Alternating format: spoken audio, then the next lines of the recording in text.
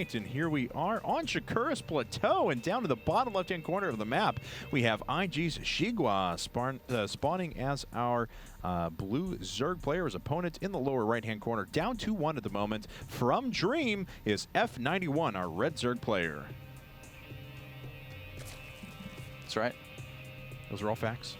That's right. Yes. Sorry, did you do the other one? Yes. I totally zoned out there. Oh, wow. I was thinking about something else. It's you know, after about 4 hours, your mind starts to go. And yeah. Yeah, I just completely zoned out. I was actually thinking about our last game. So, yeah, ZVZ on Shakuras Plateau.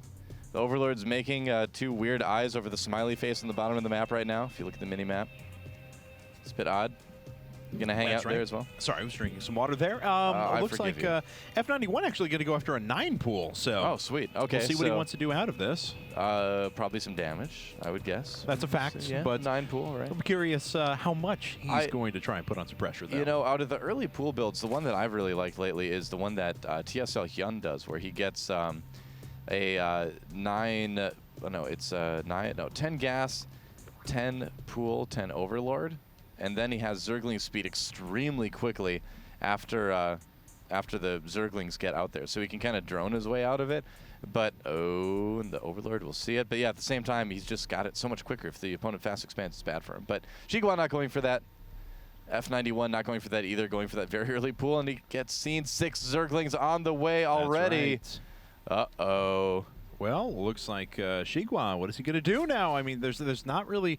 I mean, unfortunately for him, he's got to wait for the pool. All he can do now is create drones to try and defend or save up resources. Oh, did he pull the drones with this too? He did. Oh! He pulled some drones. He didn't pull all the drones. So he actually pulled most of the drones. That's pretty all in. He pulled most of the drones. Now, in this case, a lot of Zerg players will want to build a spine crawler in their opponent's base as well. That's right. That's like the icing on the cake in terms of this 9 pool / 10 pool all in. And it is so hard to stop. The best position you'll be in to stop it is doing exactly what Xigua's doing. Get the pool a little bit earlier. If you hatch first, you're just dead. So Xigua at least has a chance to survive this. And he is putting up a spine crawler himself. Yes, he is. So we're going to see if that's going to be enough. Oh, look at this, just going right out away, moving all of his drones. Wow, Xigua is just going to lead everything away, so he gives enough time for his Zerglings and his spine crawler to get up. Yep. That's a crazy approach. Yeah, it's interesting. We'll have to see how well it works. The Zerglings are out right now, but it is 8 Zerglings to 6. And a pretty good line for F91, actually. That's the arrangement you want in this.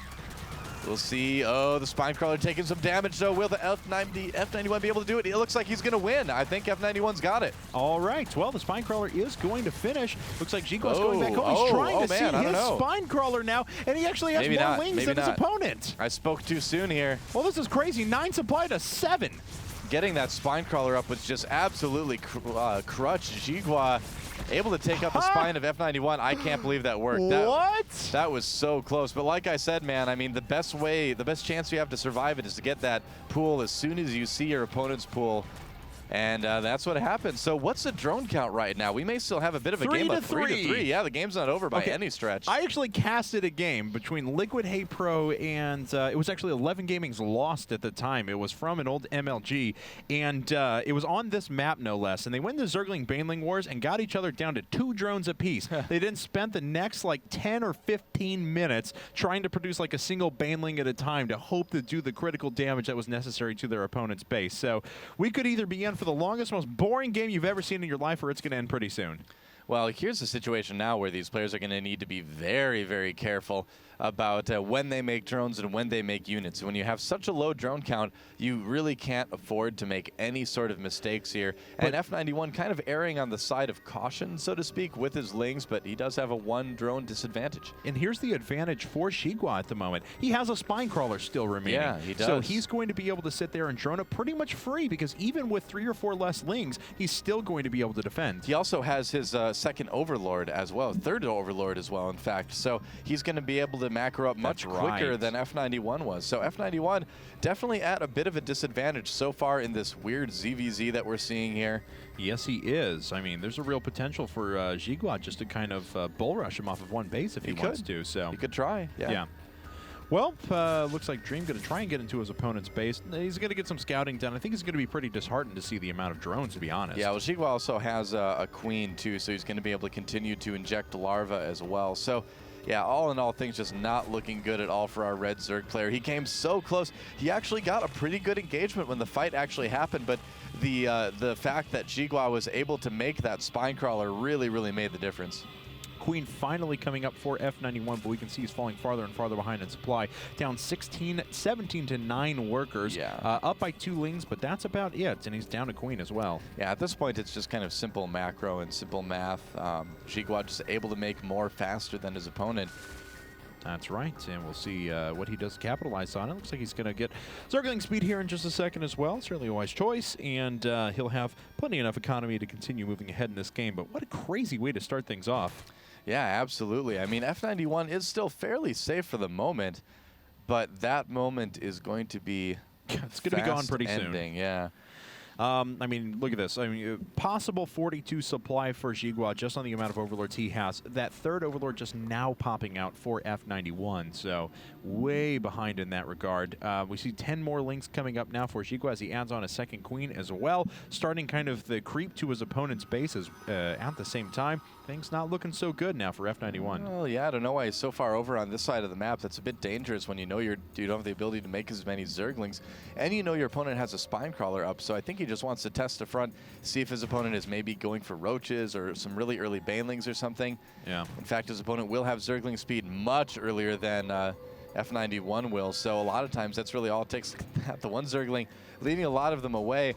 But yeah, once Zergling speed kicks in, it's going to be very difficult for F91 to hold off Xigua. That's right, and Xigua is actually expanding out of this at the same time, so just really wants to press his advantage. Of course, he doesn't know what's up on his opponent's side right now, or how much he had left back at home, so he can make educated guesses, but you know, once he gets in here and starts testing the waters, things will really change for him. Yep, got to be careful not to lose that queen. That's right. So kind of an interesting engagement here. This is actually working out. I don't think that was a good idea for Xigua. No, not at all. Works out all right for F91. Well, but he's going to be able to see. It's fine if he loses a couple of lings, and he's going to see that the spawning pool wasn't working. I mean, it's pretty good for him. Yeah, and here's the thing. Look at all the gas that F91's built up. He's actually forgotten to make Zergling speed. He's actually forgotten Zergling speed, and it's not like there's a Baneling nest that he's bypassing it for. No, yeah, it's he's got an Evo chamber on the way. I think he's going to rush for maybe +1 carapace and try to just make his lings a little bit more durable. But oh, maybe it's a roach rush too with +1. That's a little bit odd, but I don't know. Oh, is he going one base? No, he's not going one base Muta. He could be. That would be crazy. Oh, there's layer tech, so yeah. All right, well, F91 obviously has something a little bit interesting planned for his opponent. Xigua just more or less macroing and playing fairly safe and standard. You know, I suppose if you can surprise your opponent with like 7 mutas and they're still on 2 bases with just 2 queens, you could potentially do a lot of damage. Oh, but it will be a Roach Warren. Okay, yeah. A really fast 1 base +1 Roach attack. So he's going to count on the fact that he knows he's not going to probably have as big of an army as his opponent will, so he's going to try to win with upgrades. And it's a risk that I suppose is legitimate in terms of, you know, the spot that F91 is at in this game. But Xigua just looks like he's, you know, more than prepared for this sort of thing. He's got to do something. So Mars TV logo getting covered, unfortunately, now. Oh, no. Off to the side. Ah, it's being getting creeped. Yes, but don't worry. There's some there, and there's some there. Yep.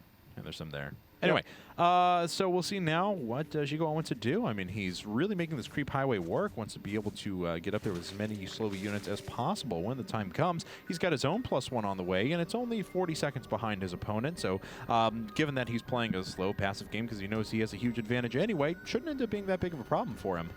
Yep, shouldn't be too bad. And here come the roaches for F91, about to pop right now, but they have got to go across the entire map to get to his opponent's base.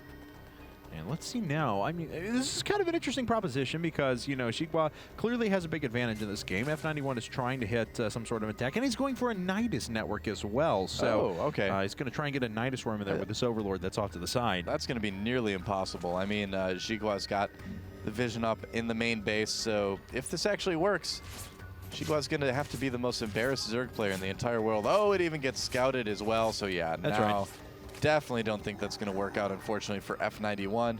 Yeah, I mean, that is really unfortunate. I mean, that's twirling around the Overseer there, too. Yeah, I see what you've got, so that's not going to work. Yeah. And looks like he's keeping a lot of his forces back at home now as a result. Yeah, we may even see F91 decide to expand out of this. But, yeah, there he is. Yeah, he's like, all right, well, he scouted me. It'd be pointless for me to attack. I have to do what's going to give me the best chance to win this game, even though I'm way, way behind. So expanding is the right decision. Still at a bit of a disadvantage here. But now it does kind of say to Xigua, all right, now you have to attack me. I'm not going to attack into what I know is going to be a superior position with superior forces. So now I'm going to put that on you for a little while. I'm going to go ahead and get everything I need to delay. He's getting his infestation, but he actually did cancel that Nidus network. Yes, he did. But I think Xigua was cool with that. He's just going to move out. He's got +1. He's got a huge amount of roaches. Yeah, he's got huge supply lead. Some banelings with that as well. Yeah, up 45 supply, up 16 workers at the moment. So, wow, he's just going to continue to push ahead. So, actually fighting with pretty even numbers here. Once the banelings get in, they'll help soften things up a little bit. And the continued reinforcements for Xigua should be pretty good. The Spine Crawler's down to 127 hit points as well. So it won't last very long as soon as the last couple of units do go down. And this is only a portion of Xigua's forces. GG. There's GG. Yeah, he got all this back at home as well. But Xigua's now just